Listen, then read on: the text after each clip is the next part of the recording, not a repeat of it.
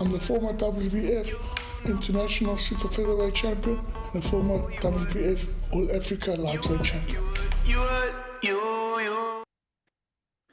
Good evening, ladies and gentlemen. Welcome back to another exciting show with me tonight on Ringside Talk Show with your host, David Rajuili.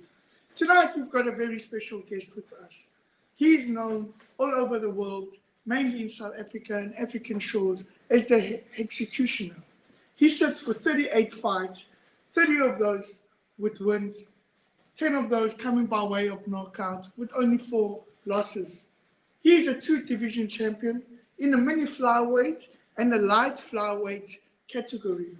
He's a former IBO light flyweight champion, a former IBO and WBA super mini flyweight champion, a WBA super, IBF and Ring Magazine champion, all the way from South Africa, the one and only Hekkie, the Executioner Budler.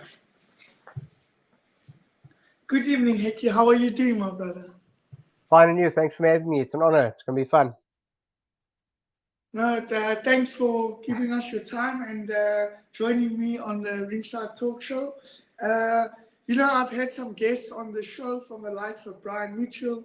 We tried to get Mzonke Fana on. I've had Latimi Tlamini on. I've had Lerato Tlamini, some of your stalemates on here. And I've never really had someone with quite a category like yourself, my man. So it's an honor to have you here with us. I know we have many fans watching tonight that would like to know more about you. So Hekkie, wow, even your introduction, brother, got my tongue all mumbled up there with your titles and what you've done for the sport of boxing, mainly in South Africa. But before we touch on that, brother, what I like to do with my guests is get to know you a little bit better. Would you give us a little rundown about yourself? Where you from?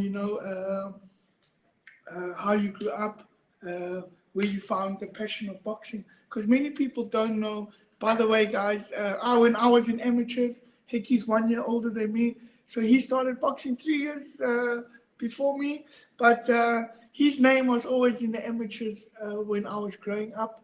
He was till this day in boxing in South Africa. He was Hekkie Budler, the phenomenal star, the rising star, the golden boy. And yeah, today we're going to hear more about him. Hekkie, will you break us down a little run through about yourself, bro? Oh, 100%. I grew up in the West End of Johannesburg. Rough and tough. I was probably more in my early years, and I've had boxing fights in my career, especially if you're my size and everyone who wants to try and fight the boxer. That's how it always was. From the South was the same type of thing. Yes.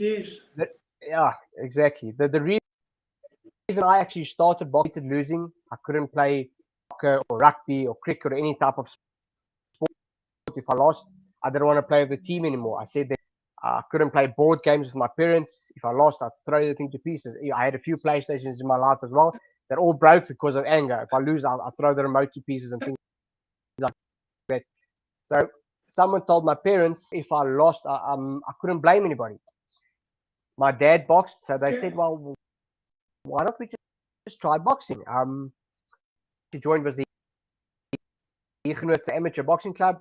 I think I was 7 years old. I trained for 2 years how to get my footwork right and my punching. I was like getting bored. The other guys are hitting bags, they're sparring. I'm just going forward and back and punching. That's all I did. Today I'm very grateful for that because it showed me you get your fundamentals at the right time. Yeah, so I officially started boxing when I was 9 years old. Had my first fight when I was 9 for Witburgie because we left. I went to Witburgie. I had, I think, 12 fights with them. I went to my first essays with them. And from then I joined Boyson's. That's where I really made my name as an amateur fighter, when I joined Boyson's amateur boxing. Yes. That's when I joined you guys, when we all became friends, when I started fighting in the South. Yeah, from the South. Yes. You from Lovett's gym, of course, and we were all friends. I used to go and you should take me there. Yes, and we all became good friends, and we still are to this day. People should know that the boxing people for a family. We normally all are close friends. We sound rough and normally tell, I'm going to kill you in the ring, I'm going to shake hands, you give hugs, and it's over. That's how it is in boxing normally. And yeah, as an amateur, yes, I had, in my last amateur book, I had 150 amateur fights, I won 140, lost 10. I'm a 3-time SA amateur champion. I was the youngest South African to win a senior title when I was 17 years old. I was too young to actually fight the Johannesburg Championships. And then a week before the Gautengs, I turned 17, and my dad literally had to write the boxing board a letter to tell them that they will take full responsibility if anything happens to me, because people literally thought I was going to get hurt. I was going to get knocked out. Yes. God willing, what I wanted to do, I won the SAs, the Senior SA Championships. I got into the national team. Was supposed to go to the 2008 Olympics. Had a bit of a fallout with the South African amateur boxing boss at the time, and me and my dad made the decision to turn pro. And well, that's my amateur career. I had a fun one. I enjoyed. Okay. We had good guys like like me and you. We had friends, and me and Joey Stefan were still friends. Me and Jared are still friends. We got so many good Yes. friends from the amateur days. It was a fun place to fight out of. Was the South. Yes, that's amazing, brother. I hear you said you had 150, about 150 amateur fights, 10 losses. Now, I want to just stay on your amateur career a little bit.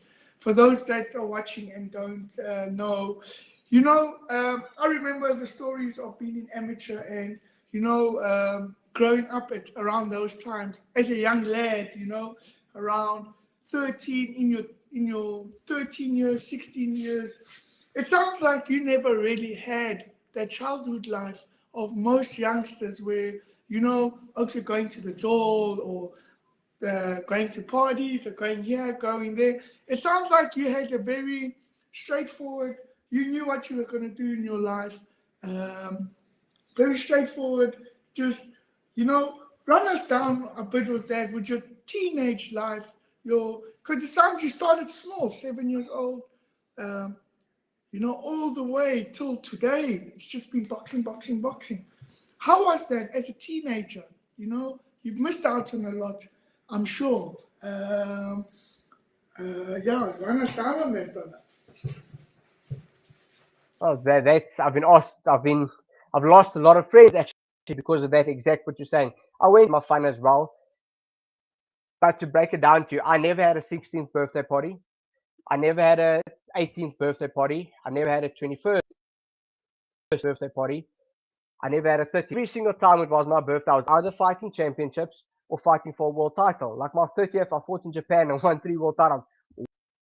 Why would I need to party? It was a bit. Wow. So, yeah, I've had to give up a lot and to be where I am. I'm grateful I did it. I'm happy for what I did because I also grew up with a lot of my friends that boxed with me that I believe could have been better, should have been world champs, but they chose the wrong path. They went joining guys that are honestly that I know talent-wise much better than me. They got more talent than I can ever dream of having, but they didn't make it because their priorities weren't set right. And I think my head's been screwed on my whole life. I've got a family. My mom, my dad loves the boxing. My dad, he loves the boxing. He's excited he gets into the boxing world, but he's never pushed me a day in his life. He told me, if you want to do it, you have to do it for yourself. If you get pushed, you're gonna stop. You're gonna stop. You have to do it for yourself, and that's what I did. I did it for myself, and I want to do it for myself. Oh, that's amazing, and it sounds like you had a very good foundation behind you, supporting you through this all the way. From little. I remember your dad. He used to actually just be excited to be at the training with us and stuff. And even seeing your mom and them at the boxing, always shouting you on. You had a very, very strong support system, and. I think many of us, you're lucky in that way to have parents like that who pushed you, not pushed you, but supported you through your journey. And look at where you are today. It's amazing, man. It's really, really amazing. Now we're still sticking in your amateur career. Do you remember the the stage when you were like, you know, for me, I remember I watched Brian Mitchell on Blow by Blow, and I said, you know, to hear the story of the road warrior, I was like, that's the path I want to take, you know. This is what I want to do. I want to be the road warrior in my own way. But, you know, he motivated me. Did you ever have something like that where you would watch some past fighters, or you had that thing where you had to fight and you were like, you know what, this is where I'm meant to be. This is my destination. Did you ever have something like this? Well, a few actually. Baby Jake, of course, was a very Yes, good yes, uncle. yes. I love Uncle Baby. Brian Mitchell, of course. If you're not, if you're South African, and he's never wrong with you, like literally. In my younger days, I loved watching Oscar De La Hoya, one of my favorite fighters. Then, of course, Marco Pereira, Morales, the fights they had, Mickey Ward, Toro Gate. I live for fights like that. But I have to say, when I went to the gym, the very first time when I stepped foot in the gym, and I saw these guys punch in their bag and these guys sparring. When I started at box, it was a very old school gym. Nobody said a word in the gym. The only coach, if you said something, the coach would chase you out. And I just loved that the respect these fighters had for the coach, that there was discipline the whole time. And I just enjoyed that. I enjoyed the work, the hard work you have to put in. That's why I feel I'm lucky I'm not as talented as some other guys are, because I don't think I would have worked as hard as I have to work to win. And I enjoy that. I enjoy working hard. But I think like I said, when I stepped in the gym, the first time I hit the bag, the first time I was inside the ring, I just fell in love with it. I just loved to do that. But then you have to talk about it as well, like you said, guys like Brian Mitchell, the way what they went through. Like, you had to go overseas the whole time and defend your world title. Yes. What, 12 times in other shores yes. overseas. It's something insane. And then someone like Baby Jake, who fought against Michael Carvalho, everyone thought he was his own promoter. He sent him there to make some money, and that was it.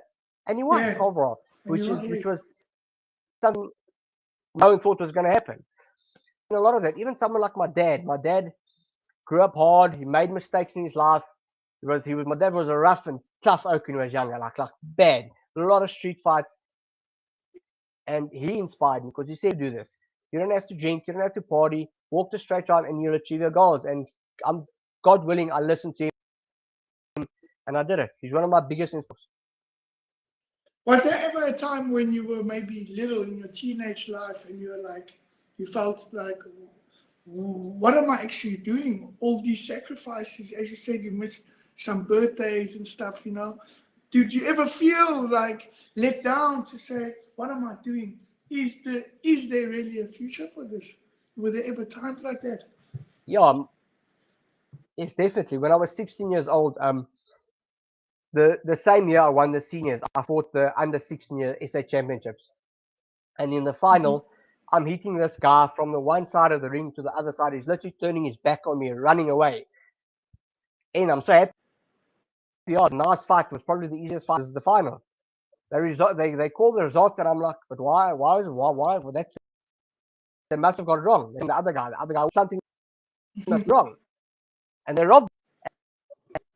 And I was broken. Actually, Professor Zaki was also in the team with me, team captain, and Zaki was the vice captain actually.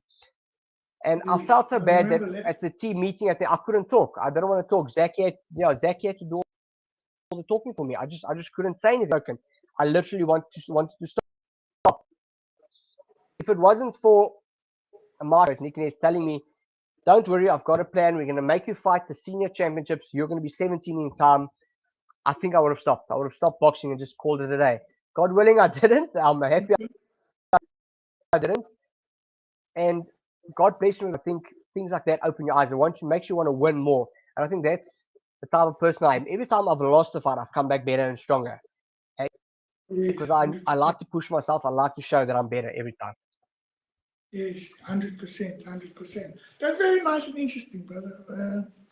You know, I'm sure we all go through these times in our careers as a boxer, you know, where you feel, do we carry on, don't we? And it's nice to have people around you that, will make you feel better, will push you to let you know that tomorrow there is better. You don't give up, keep going. And great people like Nicky Ness. He's a very great coach there in South Africa, a great mentor to many people. And look, he's also been a producer, I would say, of Hekkie Budler, making you the champion you are today. And I think I'm going to touch on the discipline that you spoke about in your amateur days and stuff.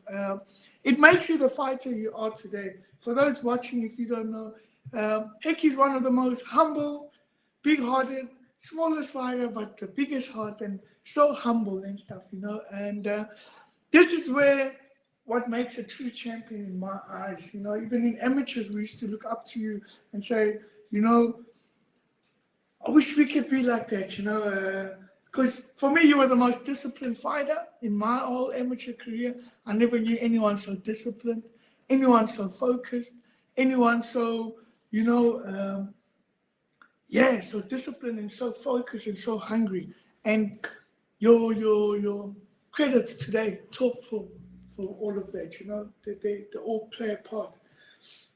I wanted to ask you now, your turn over from amateur to pros. I'm sure you guys already knew, okay, because you were SA champion, even coming into the pros, everyone was talking Hekkie Budler. I'm sure you had everyone wanting to sign you to come and fight. You were the next big thing in South Africa as you are today. Run us through that, the excitement, the changeover. Let's go with that. Well, let's start to when I turned pro. Actually, like I said, I was 19 years old. I was preparing for the Olympics. It was 2007. I was in the national team, and when we had the fallout, so we're driving to my dad actually driving to Colin, and my dad's phoning Colin and telling this is Colin Nathan, my trainer and manager. We're turning pro. Hekkie's turning pro today. Colin said, no, please, Toppy, because my dad Toppy, most people do. Just Toppy, no, please. Yeah. After the Olympics, first go to the Olympics. And my dad said, no, Colin, do you want Hekkie to fight? We're turning pro today. I drove actually from Pretoria, the high performance center. I went to go fetch my clothes, drove straight to Colin's gym. He took me to BSA, and I turned pro right there and then.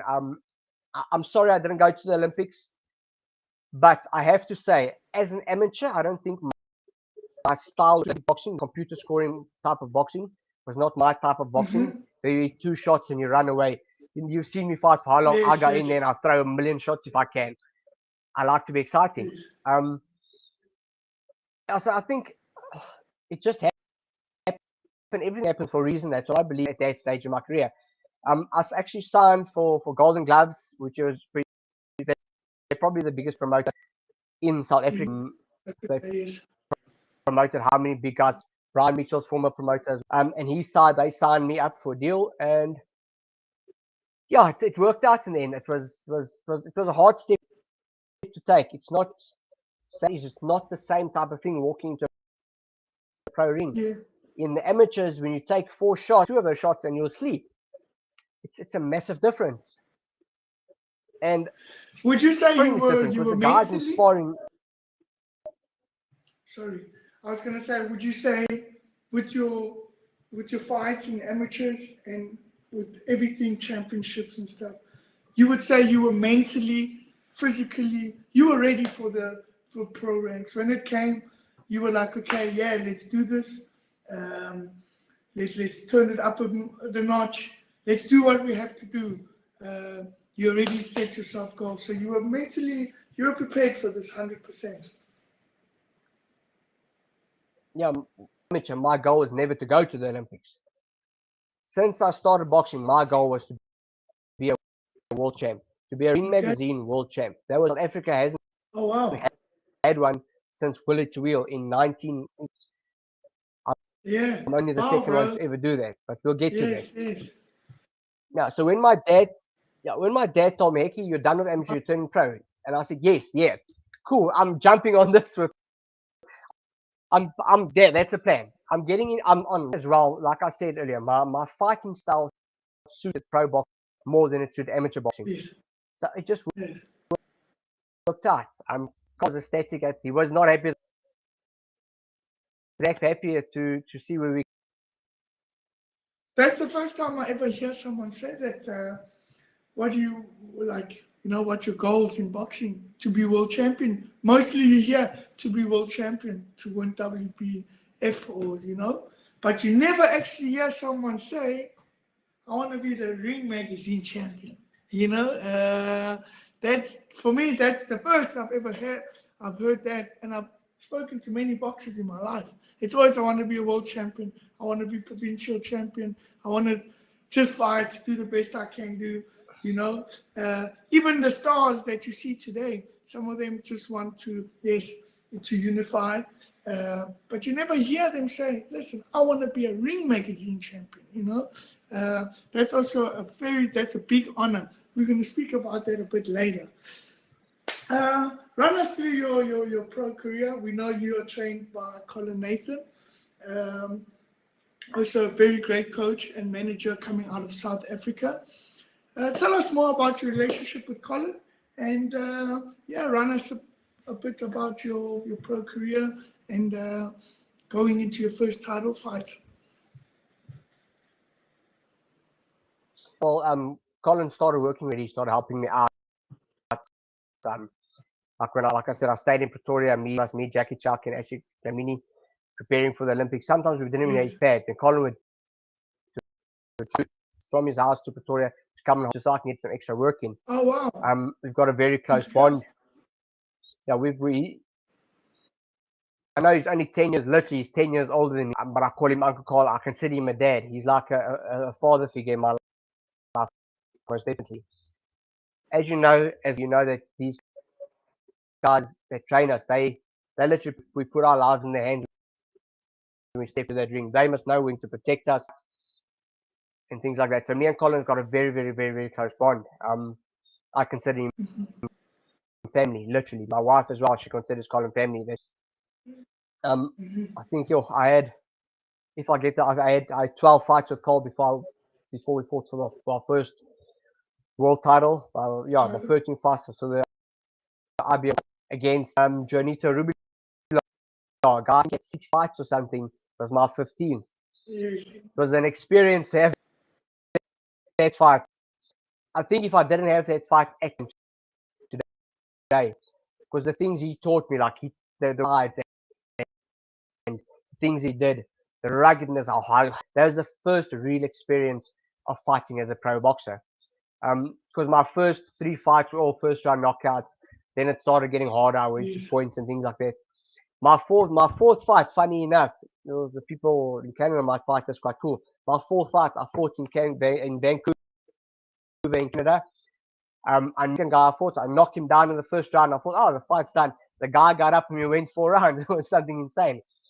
But so that was a very great experience to be 4 fights in and fight in another country. It was insane. Yes. Then I fought title when I was my 13th fight. I lost actually the IBO title to a guy that I was supposed to win.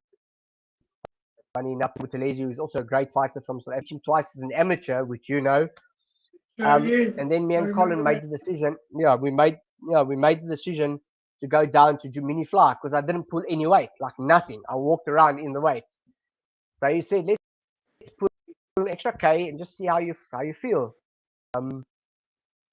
It's amazing. It was amazing at that time, I should say. In the IBO title, I went on to win the WBA title as well. I became the super champion, the first South African to do that as well. To do that, yes. Then I went into a fight which you also, when I fought in Kosanati Joy. I felt a lot of guys told me I shouldn't take this fight. I'm going to get knocked out. A lot of people thought I was going to get knocked out. But you went through it, I was yeah. I don't know. Yeah, I was underdog. He even said he's trained for 3 rounds and I got the win. Yes, I got the win. Yes. Sorry to cut you there. For for those that don't know, watching from around the globe, Nkosinathi Joy is one of South Africa's toughest, hardest veterans that ever in the mini flyweight division. I think when you fought him, he was a veteran already. He was like the daddy in boxing. And I remember those times they were like, no, Hekkie's he's coming out of his comfort zone here.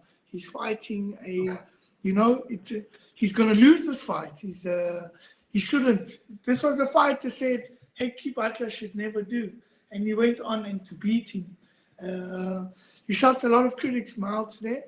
But for me, it was, you shot a lot of critics' mouths long before, in your fifth fight already. When you led your statement, I think it was your first overseas fight, you came back to South Africa with the win. Not even a 12-round fight. It was a short fight. You came back to South Africa with the win. For us, that was a statement. For us, South Africa, we look up to you. So that's a statement. The oak is here. We know fighters to fly overseas just for title fights and stuff like this. That's the only time you go to go overseas for a title fight. And you went over for a 4-rounder and you came back with victory and stuff. So that was for me when you set a statement to say, I am here. I'm Hekkie Budler. I'm coming to do business, There was never a fighter in my eyes that could stand with you in South Africa. You had your Buthelezi beef, but that was in the amateur days. But yeah, till this day, for me, you pound for pound number one. I would say in South Africa, you're the pound for pound number one. But yeah, carry on telling us more. By the way, we just got a shout out from guys from Canada. We got Eddie Barrington. He says, Hekkie, you're a true champion. Thank you for being on the show. And yeah, they're excited to hear more. And thanks for the shout outs for the guys in Canada. Yeah. So yeah, brother. It was one of the best things. Yeah. Nice. You can tell us more. Tell us a bit about that fight in Canada. Give the guys something to tell us. Yeah. You were saying it's one of the best countries you fought in? No, because yeah, you're from South Africa. So when I was there were kids that were like 12, 13, going to the shop, walking alone in the shops. And I'm like, where's their parent? What's going on? Because where we're from, you can't do that. You can't do I won't let my child go and play in the street in front of my house. You just can't. So that was so fun to me. I loved it there. The people are such nice people there. When I was fighting, I was from South Africa, my opponent was from Mexico, but the crowd supported us. They loved the boxing. It was one of the best places I fought in my life. Okay, nice, brother. Nice. Would you ever like to fight in Canada again? Obviously. Nice, bro. Let's go back to most definitely. I'd like to move there one day if I can. Nice, bro. Let's go back to the pro career.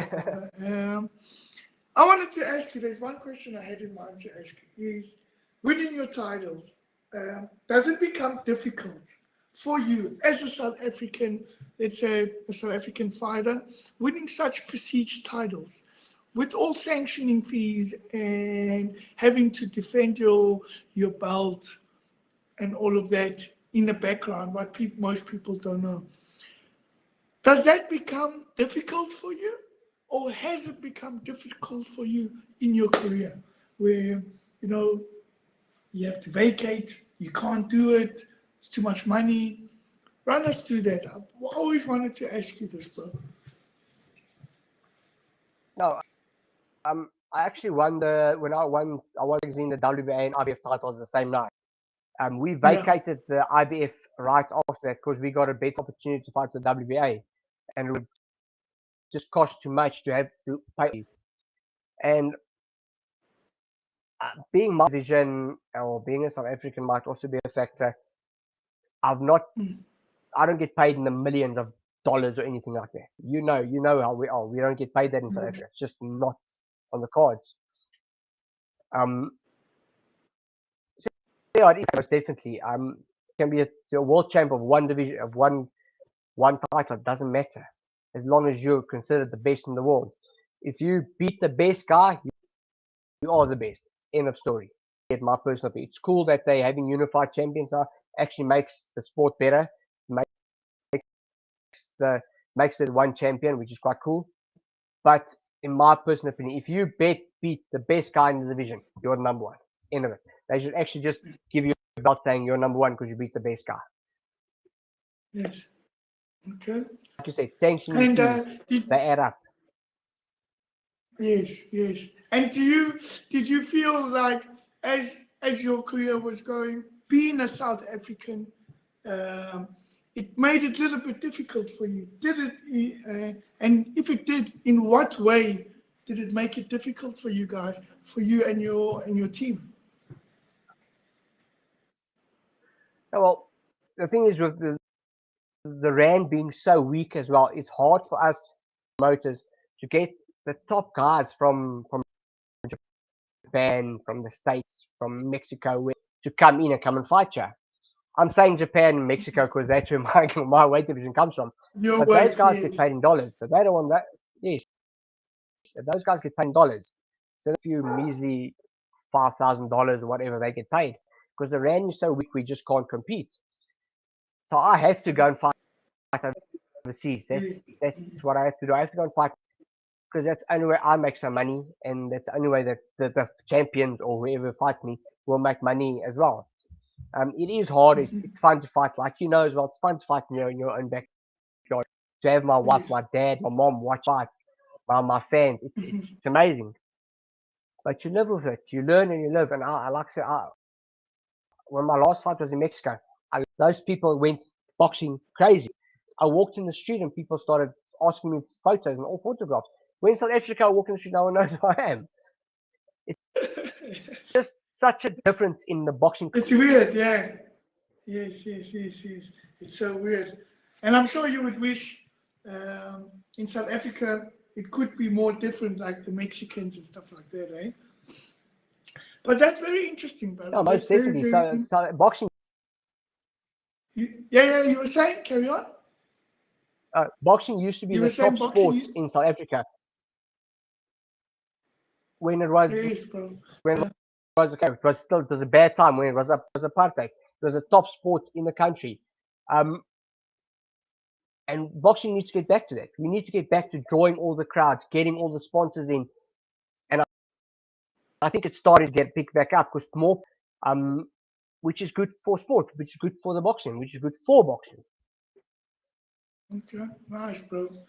I noticed, bro. I've got a lot of questions for you, especially at your level of boxing. You know, I noticed there was a time in your career where you fought, and then you win a title, and then once a year we would see Hekkie Budler. Twice a year, it started to kind of go down. Now, please tell us, myself and the fans, what is this all about? Is it you know how I knew it? I'm speaking from how I knew it. David knew it. Is you fight, you win nice belts, you win some money. That's gonna carry you on for a good 6 to 8 months. You'll need another fight. The bigger your titles, the bigger the money. If that, yes. The bigger the titles, the bigger the money, and you can have a rest period to fight and stuff. Now, my first question, that rest period, is it good for you? Is it what you want as a fighter? Would you like to carry on fighting just how your career started? Fight every 3 months, 4 months, be a busy, active fighter? Or you happy with win a title, relax, 6 months, you choose your fight, 8 months goes, then we fight. Please explain this. I would really like to understand this. In my personal opinion, I'd like to have 4 fights a year. No doubt. Okay. Money wise, you have to stay active. There is a thing like ring. Yeah, there is a thing like rust. No matter how many rounds you spar, ring rust is real. It's not the same thing as sparring. but it's also in South Africa. Start fighting for bigger world titles.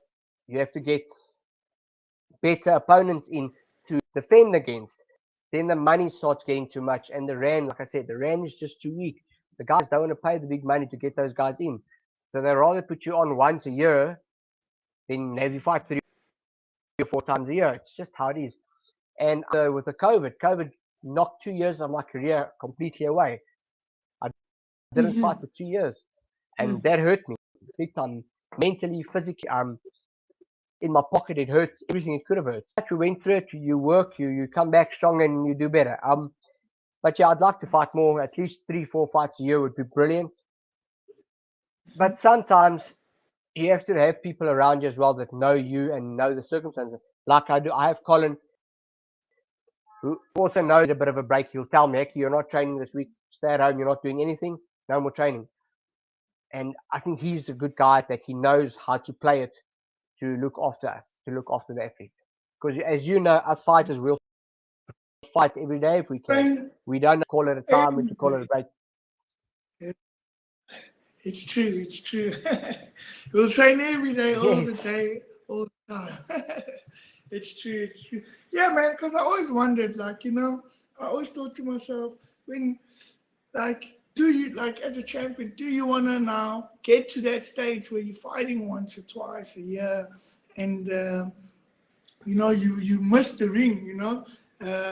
Do you want to maybe get there where you're just fighting continuously?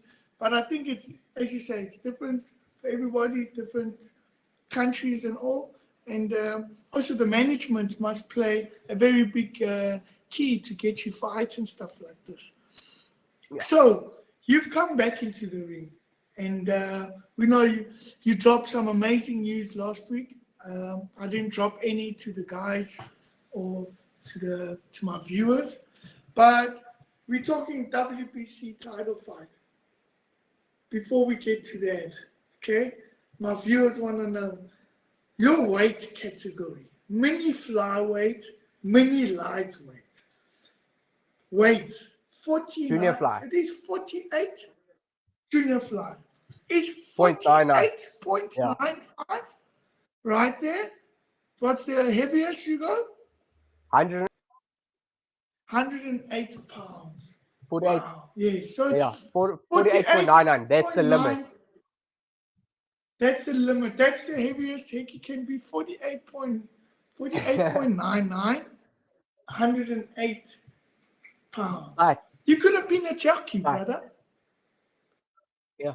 But I only have to weigh that the day before the fight, and then never again. Only the day before the fight. Yes.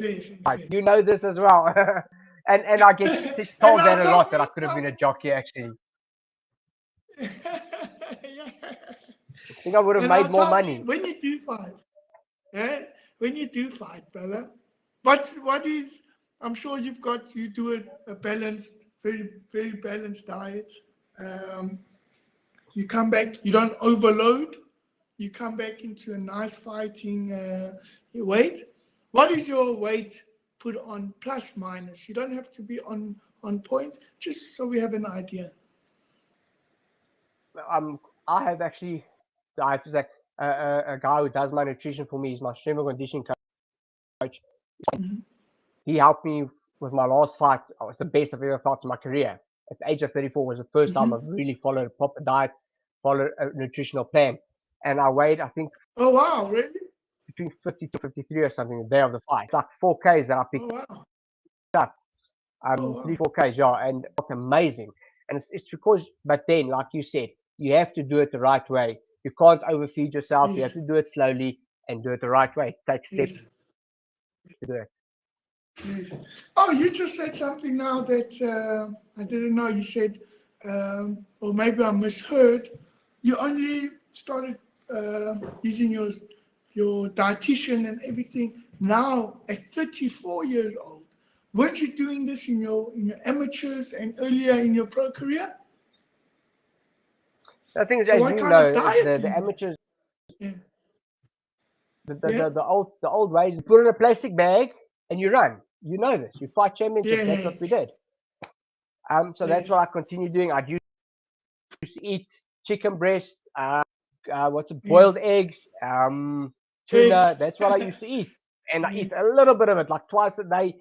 And then the day before the weigh-in, you don't eat. Sometimes you go for a run, and that's what I used to do, because we are so far behind in South Africa with all this, the right steps and things. Not everyone are. And I'm lucky enough to have many, and just done wonders for me.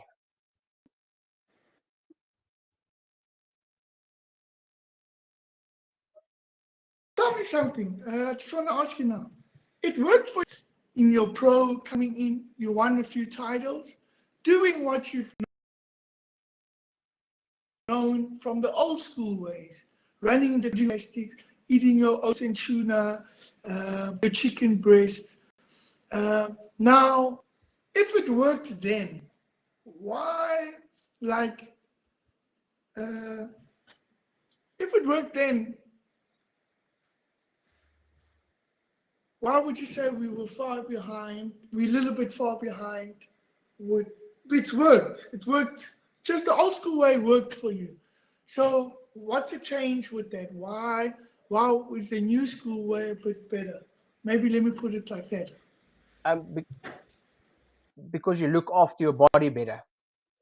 Okay. As you know, in the old days, those guys they retired when they were 32 years old. The guys are fighting now in 38, 39, winning world titles. Yes, exactly. Correct. Yes.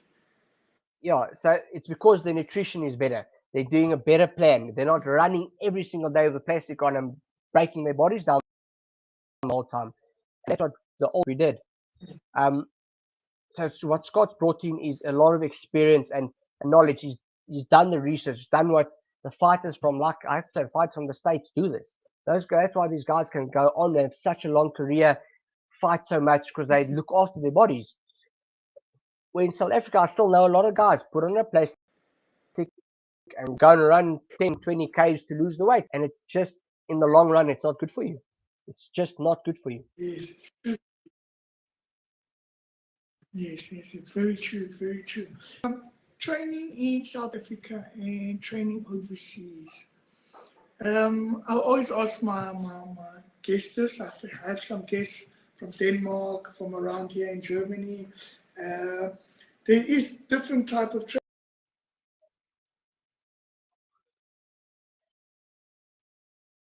training. As I spoke to DJ Keel, he was in. Would you prefer to? Yes, Colin is your trainer for many years. You guys have worked. Would you say his training is the ultimate training for you? Or you would like to explore different, go see if the opportunity had to arise, train overseas and all of that. I'll get to that, is you're heading overseas. But the first question is with the training. The difference with the training overseas and would you like to train overseas if you had the opportunity? I actually don't know. I think I'm lucky to have Colin, because Colin always, he went to go to Freddie Roach to go and help him, to go and learn and improve. And that's what he's done a few times now. And he's always watching videos, always improving. And that's what you need to have, a coach that always wants to get better, because you don't want to stagnate. You don't want your fighter to stagnate or your coach to stagnate, because your coach has to get better when the fighter gets better. And that's where I'm very lucky in. The thing is, if I have to go overseas or go and fight overseas or to go and live overseas to fight, it would either have to be Mexico, Japan, or China. Because my weight division is so small, there's no Americans my weight, so they're not going to watch me fight, so they're not going to protect me, not going to help me, not really going to work. The best for me would be to go to Japan, like I said, go to Japan or Mexico, and I wouldn't be able to live there. I'm a South African, I love my country, I just wouldn't work there. I don't know. I would not survive. It's just not for me. And I'm very, like you said, when me and my dad are so close, I'm very family orientated. I see my parents almost every day. They live actually 120 meters or something away from us. So everything happens for a reason. And I'm fighting in South Africa and living in South Africa for a reason. And it's working out. It worked out so far, and I believe it will still work out for me. Okay. You you answered my question, because my next one was why. A lot of people ask, like, why hasn't Hekkie gone overseas to go fight? Why? Because most of the guys, Chris Van Heerden, the David Rajuilis and stuff. You know, a lot of people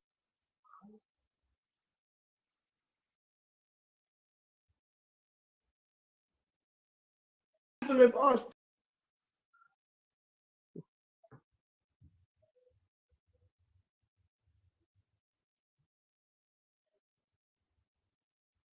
why hasn't Hekkie? But you didn't have to.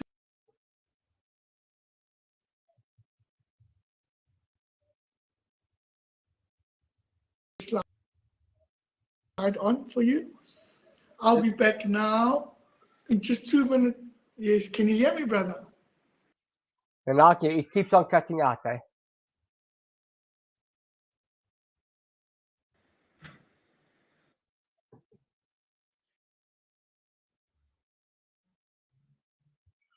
And then I just need to put this thing on charger.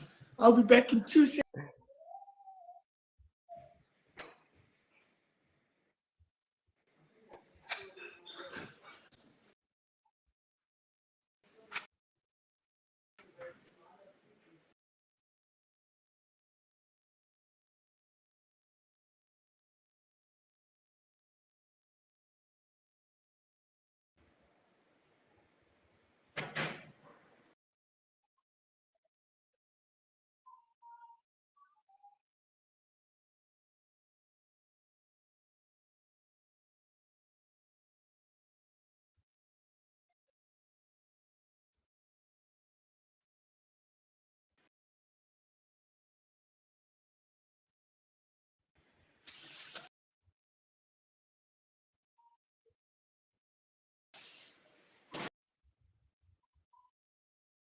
Um,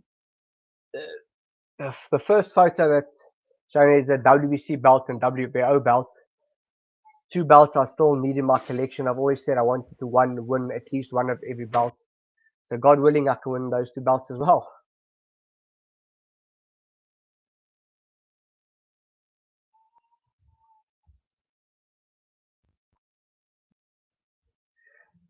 That one was my last fight in Mexico. Extremely hard fight against Soto. He hits like a machine. But I outboxed him and I did well. I feel that I did enough to win. The fight was close in their eyes. I felt I did win more rounds than what they gave me.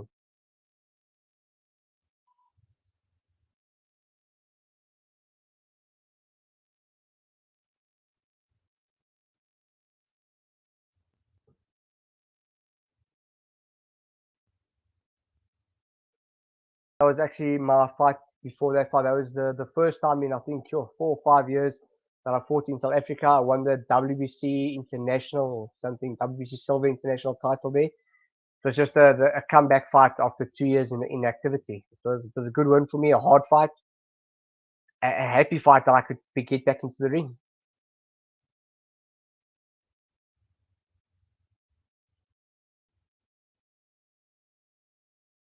It's another one, same one, the same night when I won the WBC belt there. That's some training photos. It's me in the gym on the water bag. That bag's actually popped now in the gym punch it. And that's my gym. Yeah, that's the gym in the background, a photo of me. There's the 3 world titles I won the same night in Japan. I've actually got the belts here next to me. It's the IBF, WBA, and Ring Magazine world titles. Like I said earlier, the first South African 50-something years to win the Ring Magazine. Me and the legend, the Rose of Soweto, Dingaan Tabela, what a great fighter. One of probably one of the best fighters ever to come out of South Africa.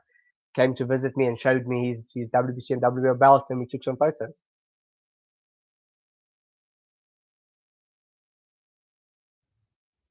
That's all our belts put out, just spread on the table. Uncle Dingaan asked me, can we take some photos like this? And I said, of course, yes. It looks cool. And when we did it, we took some photos. It's cool publicity for the both of us, and it looks fun. And hopefully my collection will be that big when I retire.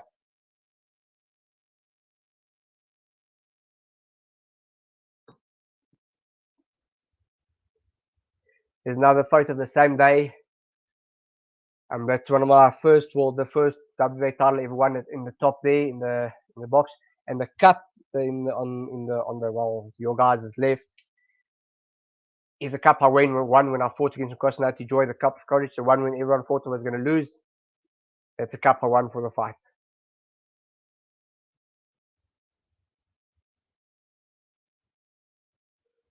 More of the belts. Upside down photo, I think, or some of the belts I turned upside down. That was my fault. I took the photo upside down.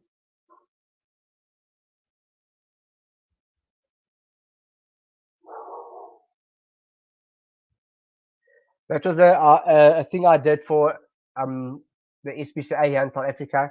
It's a pit bull, and the guys are stealing the people's pit bulls, and they're fighting with the dogs. But we did a campaign, which I'm very grateful that asked me to help, and I believe in it, to stop the dog fighting. Rather go and watch some boxing, or even go and watch anything other than dog fighting. Anything you want to watch, and can rather watch me fight because I want to do it. The dogs don't. It was a good campaign, and hope it's still working, it's still going, and the guys are doing well.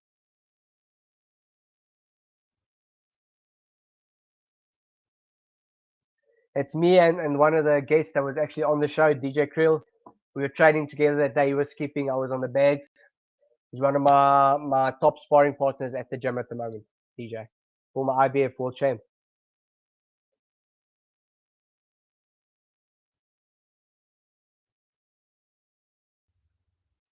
That was also against Soto in Mexico. He hit me with that body shot. He tried to knock he's the type of guy who tries to knock your head off from the very first round. He does hit very hard, but I handled it, and we got the win in his hometown, which is quite amazing. But it was one of the best places I've ever fought. The people loved it, and I loved it.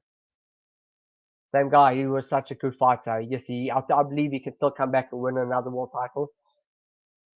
He just needs to work on his boxing ability, in my personal opinion. But he's a good fighter and a very nice person as well.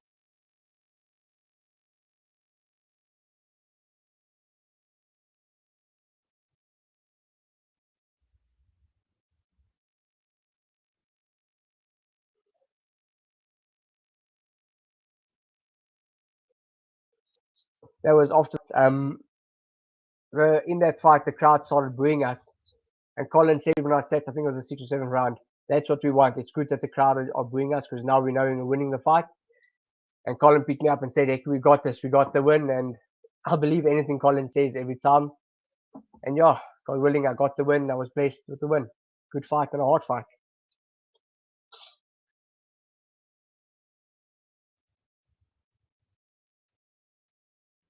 That's actually the shot in the last round that I knocked him down with, I think. Was that shot. That gave me the fight, actually, the knockdown. There he hit me with a good jab. I hit him as well. Same shots, landing.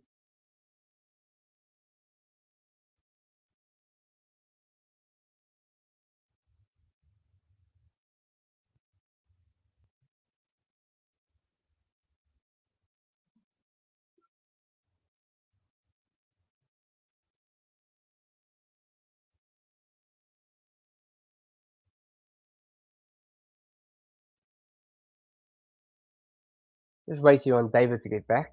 Having a bit of a problem with his connection. Hopefully we're back now, guys.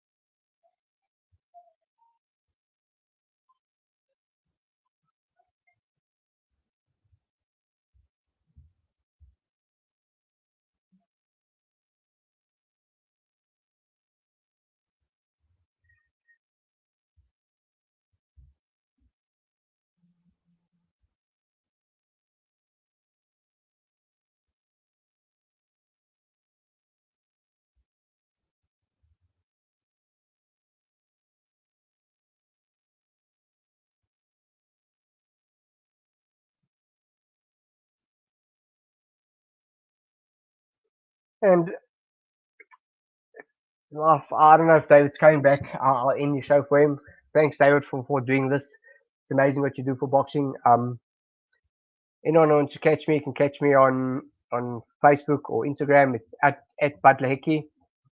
Catch me there. You can ask me questions. We can chat. I'm always talking to people, so it's fun for me to talk. So it's at Budler Hekkie on Instagram and just Hekkie Budler on Facebook. You can have a chat. You can ask me anything. Yeah, thanks for watching the show. God bless, guys. Like David said, I'm fighting for the WBC title against Ken Shiro next. Might be in, I think, March, April. If you can see, we'll keep on watching the news, keep on following, keep on watching. God bless everybody. Be safe. Take care. I'm out.